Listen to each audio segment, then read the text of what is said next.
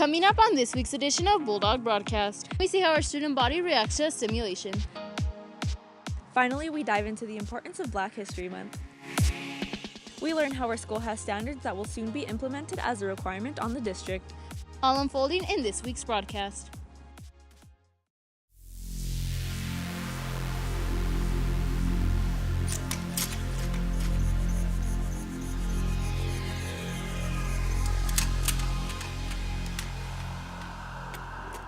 Good morning, Las Cruces High School, and welcome to this week's edition of Bulldog Broadcast. I'm Mariana Guillen. And I'm Susie Theus. This week we're presented with the theme of human nature. With that being said, we are here at the NMSU Botanical Gardens where the students tend to the flowers every day. Recently, a law was passed in New Mexico that every high school must have at least one class of the arts, with LCHS being the only school in the district to have all 5 visual arts classes. Reporter Mia Tonto-Donati elaborates more on this topic.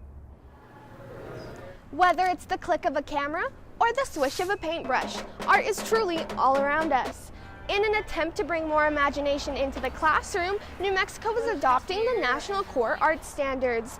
This will instruct every public school to offer either a dance, theater, music, visual arts, or media class. In a 2014 economic report by the University of New Mexico, around 43,000 New Mexicans work in art and culture-related businesses. This is about the same working in the construction industry. Art teacher here at LCHS, Hollis Train, discusses how she thinks creativity is in all of us. I think there's a part of our brain that enjoys creating something. It's a part of our hardwiring, I guess. In a study done at the University of North Carolina, researchers found that young adults who do creative activities regularly were more likely to feel happy at any given moment. 1, 2, 3, 4, 5, 6 is just something that first, it's an outlet for students as far as like stress relief. It teaches discipline, it teaches team working, and it's just fun. And so I definitely think it's absolutely an essential part of high school, and everybody's going to benefit from it. Proponents in the state Senate argue the benefits far outweigh the cost of the new programs. Christopher Rosowski, the New Mexico Public Education Secretary, announced it's a big deal. Well, dogs, as Henry Matisse said, creativity takes courage. Reporting for Bulldog Broadcast, I'm Mia Tonto-Donati. According to StopBullying.gov, approximately 28% of high school students have reported to experience bullying. And only 30% of those students notify adults. Reporter Gabriel Baker shows us how some students are reaching to get resources. Bullying, the action of using superior strength to intimidate someone. This is what happens in schools all across our country, including ours. Each day, kids come to school in fear of what might happen, the torment and harassment they could face. Michelle Uglade and Joe Gutierrez are a part of the Sheriff's Unit and coordinators of the GREAT program in Doña County. They elaborate on what they see from young children in elementary all the way up to high school students. Issue is the bullying, because that starts in elementary school. We have teachers tell us things about kids in kindergarten. That's where that teasing starts, and then goes on all the way through high school. And it's not just one type of individual, it happens to everybody. It could be a cheerleader, it could be somebody in band, it could be really anybody. Bullying does start from the beginning, from toddlers. You see toddlers pushing each other or pushing another, and the other one starts crying, and it begins when they're little.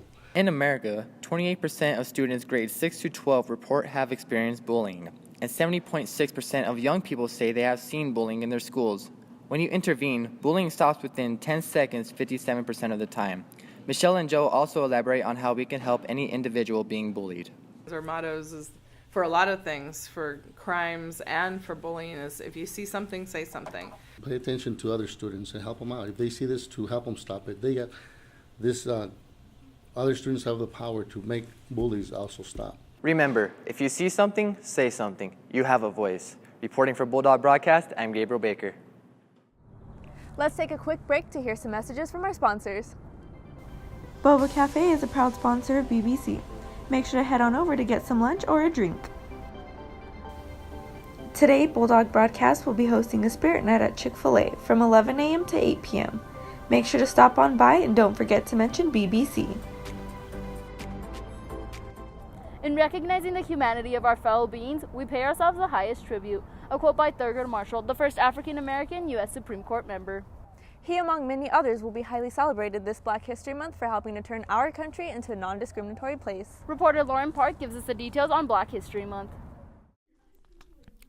The month of February holds many meanings, with the holiday of Valentine's Day exciting many across the nation.